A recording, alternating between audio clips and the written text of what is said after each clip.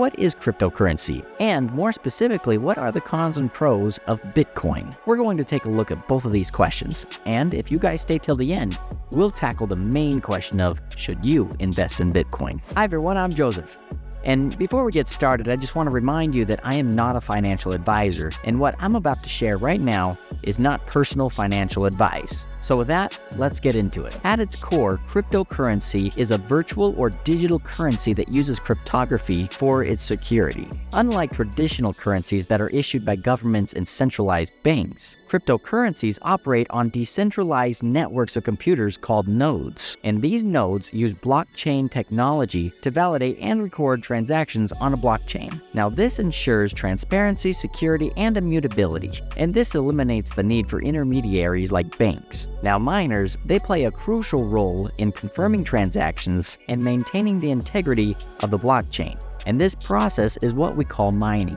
Now, some of your most popular cryptocurrencies include Bitcoin, Ethereum, and Ripple XRP. But the concept of digital currencies goes all the way back to the 1980s. But it wasn't until 2009 that the real first cryptocurrency was invented, and that was called Bitcoin. Now, when it was invented, Bitcoin was capped at 21 million Bitcoins. And this fixed supply was designed to control inflation, but it was also meant to mimic precious metals like gold. And once this supply limit is reached, no more Bitcoins will be mined. This unique feature of Bitcoin adds an intriguing layer to the dynamics of Bitcoin and its potential impact of the value of the Bitcoins over time. Now, as cryptocurrencies have begun to grow, the governments around the world have started to pay attention. And this means that some of the countries have embraced cryptocurrency, while others have been a little cautious or even hostile towards it. And this makes sense because with cryptocurrency, there have been issues like money laundering or tax evasion and fraud, which has prompted regulatory bodies to start issuing guidelines and frameworks in which the cryptocurrency can operate. So it really depends on what country you live in,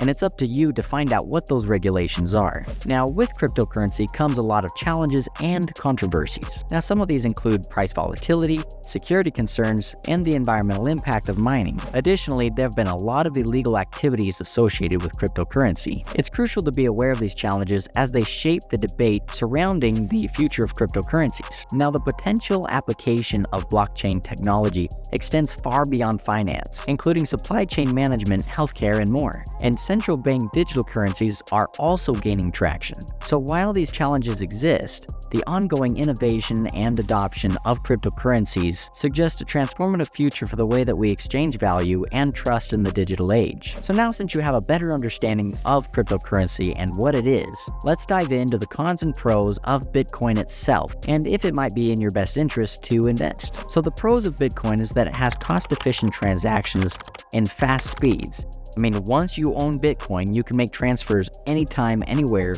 reducing the time and potential expense of any transaction. The second pro of Bitcoin is the privacy. Transactions don't contain personal information such as your name or credit card number.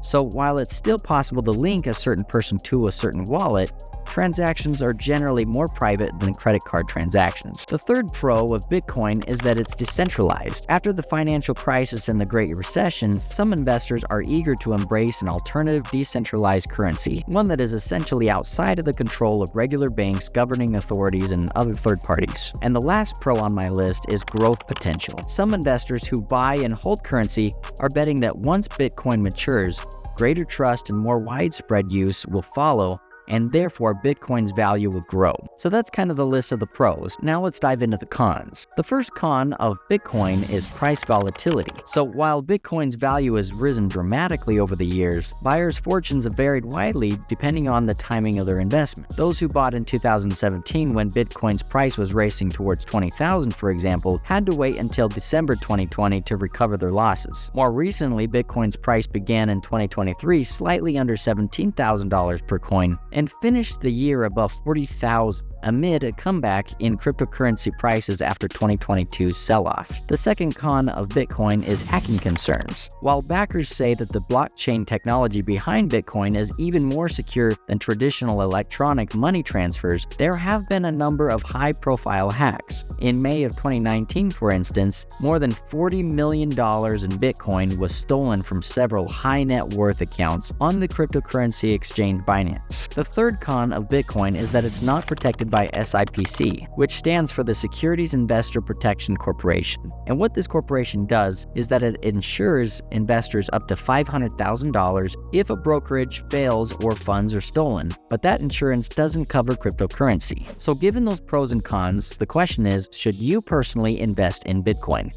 Well, let's look at a couple other things. Bitcoin does seem a little random in its dips and in the rises, so it's hard to gauge, and in such a volatile market, it's easy to lose everything.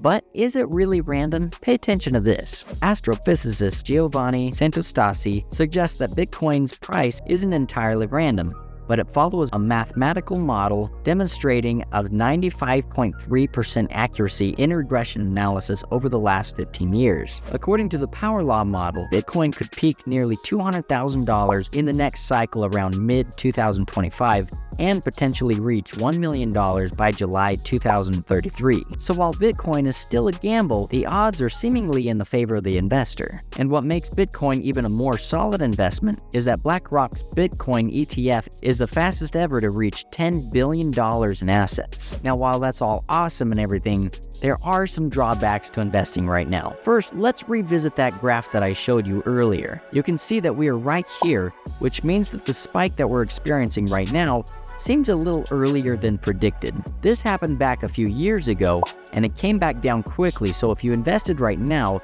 there's a good probability that it's just going to come back down pretty soon, and that big spike won't come until another year or so. Now, there's a second part of this that makes me a little leery of Bitcoin, and that is that those that invented it are still unknown. So it's like this secret organization that we're sending our money to, and we really don't know who we're sending it to. And furthermore, I wonder if there's other factors at play within the security system of crypto that makes it a little scary to invest in. For example, there's actually quite a bit of Bitcoin that's just sitting around doing nothing. And it has been that way for years, and we really don't know who owns that Bitcoin or what's going on with it. Some people think that it's the owners of Bitcoin that own that Bitcoin, but we really don't know what that's doing. So that seems a little fishy to me, and there have been stories of people who forgot their passwords to their Bitcoin, and that Bitcoin's been lost forever. So anyways, just take those in consideration when you start investing in Bitcoin. Now, thirdly, the security system of Bitcoin relies heavily on blockchain technology. Now, if anyone were to hack the system, and honestly, it wouldn't be surprising if someone did,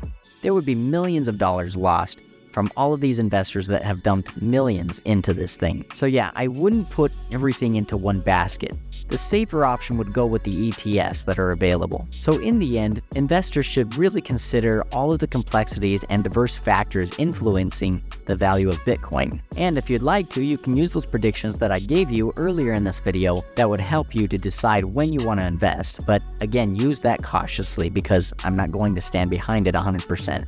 But it's really good information. Now for myself, I have invested in Bitcoin, and I'm not going to be pulling out anytime soon, even if it does dip, which we are starting to see a little bit of, because in the long term, I'm expecting a large climb. But again, I'm not putting all of my eggs in one basket. I've invested most of my money in mutual funds outside of crypto, and those seem to be really making me some sweet returns. In fact, I made a video of this, and you can find that right here about how I made 14% returns in only 4 months. So thank you guys so much for watching, and I will see you guys next week.